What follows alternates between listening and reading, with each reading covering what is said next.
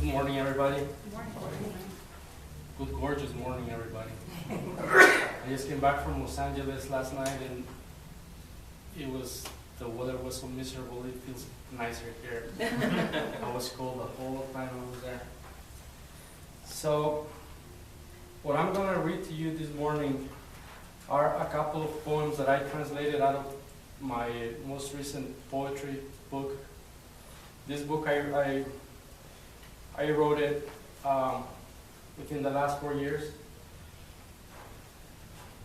I moved to Denver permanently in 2008. I arrived here on September 11th, and everybody was waving the American flag, and I felt so welcome. But it was because of my weather. But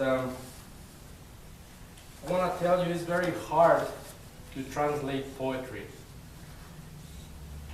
Translations are hard by themselves, but when you try to translate feelings, it becomes a titanic work.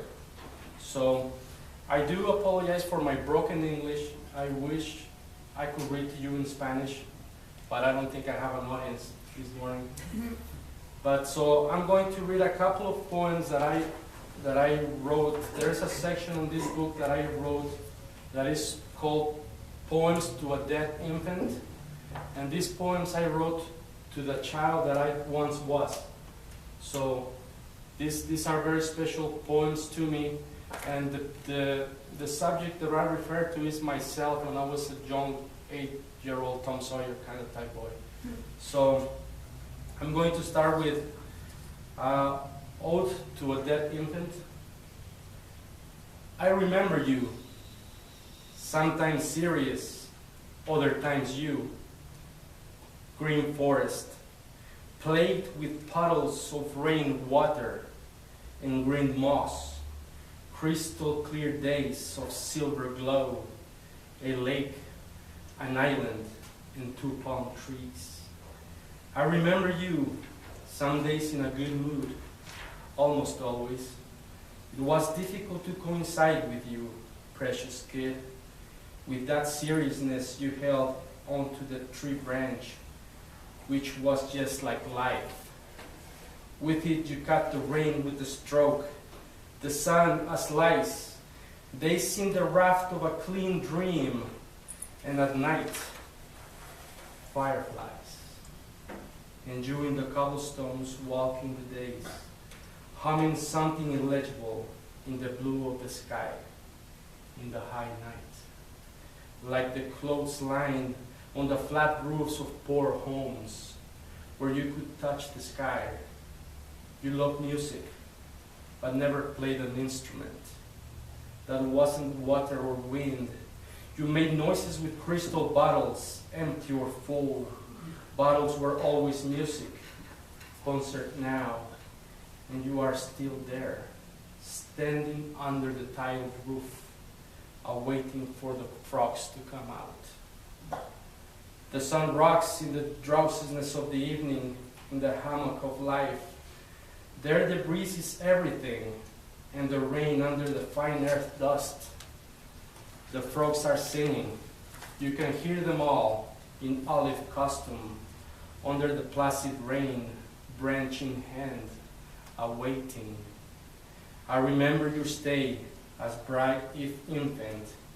You are still a child of long changing skin, the one who lives at will or stays if need. He who trapped snakes on the island, the one who fished tilapias as well as dragons. He who dived in the clear lake looking for old relics. I remember you, sometimes serious or sad, but always playful. Always full of life. You were light, and in between spans a statue, life hurt you. You read something before bedtime and cried for no apparent reason. Then got up, looked at the day through the window, sometimes rain, others a drunk singing the day. Nothing surprised you anymore. The days were a book of music. In the echo of the willow trees, kneel to the ground, writing something in the wet clay. where you say yes to most things.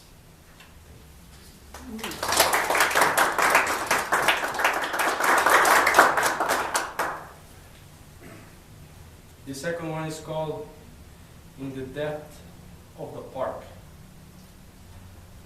The park is a playground of life where dreams climb and rock in the swing of visions like vines the ideas. It is childhood a smile and paints suns in the crust and the bark of the old tree that protects, sentinel, the solitude of that site which the internet has stolen quorum. The park, paradise for the children, dream of the old people, sunset of lovers, is skimpy valley in decadence.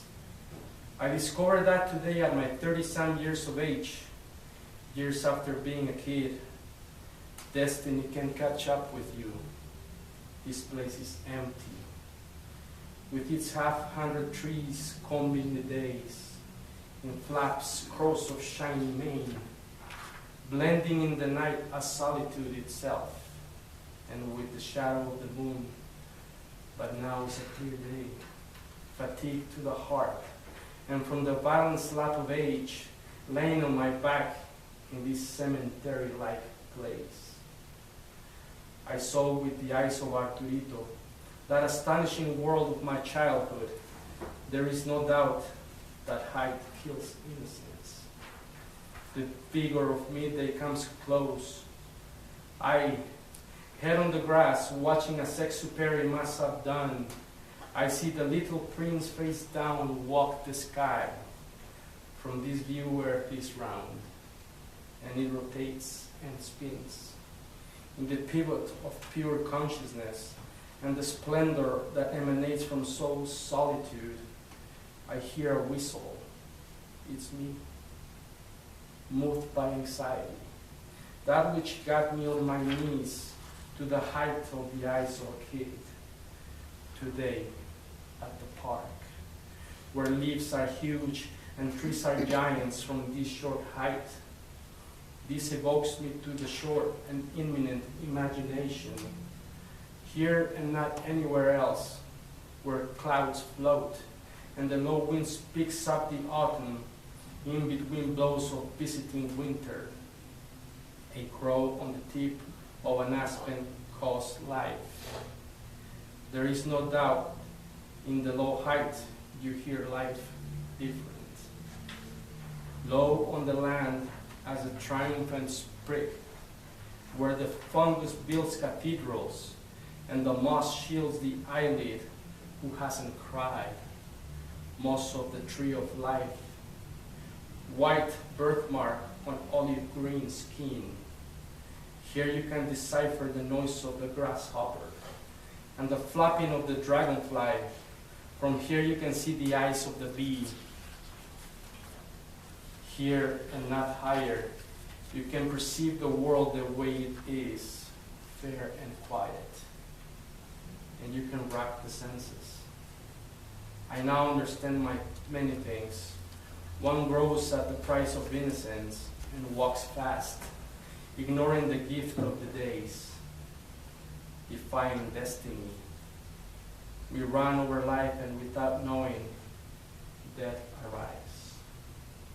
And we leave without knowing what took us. While a centipede plucks life, and a chrysalis bursts under the red dawn, and in the peace of a new day.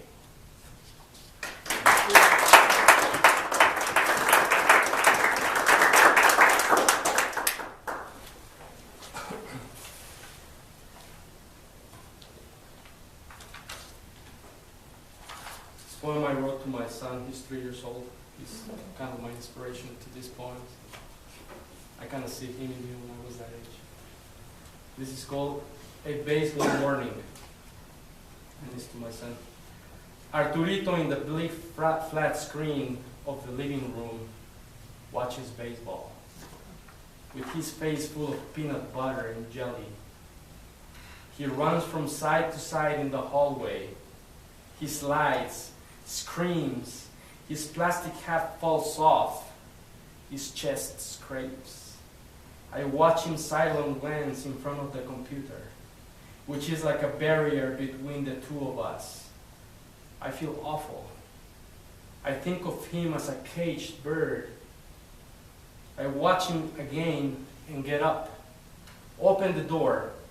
The bird takes off flying like a home run, and I run behind him with the sun as my glove. Thank you.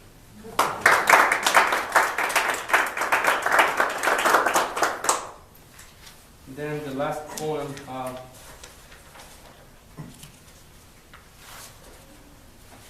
I love fly fishing, and I go to Bear Creek to do that. So I kind of wrote this there. It's called Bear Creek. Crawl towards me, walk my heart, run me over with your powerful flow, run me over, claw, drown me, let me die in your stream, make me a rock, cover me, Bear Creek. Trap my body, my soul is already trapped by the magic in you, one stream of fallen leaves and a rainbow trout. It's all it took, a branch and one hook. I'm not the same anymore. I will never be. My veins are a mourn of you, and the wind that blows a simple whisper, one in one, you and I. What else does a man need?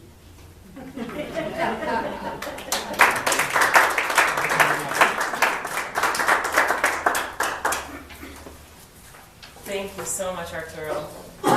Is Eduardo